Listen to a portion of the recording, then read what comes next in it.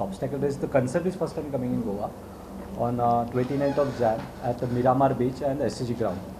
So this is actually a 7.5 kilometers run with 15 plus obstacles in between. So it's like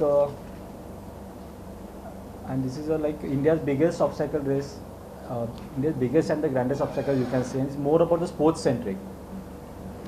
And there are the different age categories in between, like 18 to 35 age group, 35 to 50, 50 to 61, 65 plus.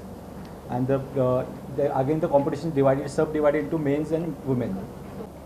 Entry fee is 1,000 rupees. That includes the T-shirt, time chip. It's like, I would say, like easily doable race. It's not like if you take your leisure time, you just walk and do the obstacles calmly. It's like very much doable. These types of race is like, this culture is now newly introduced in India. Like this type of race are very popular in European and like America.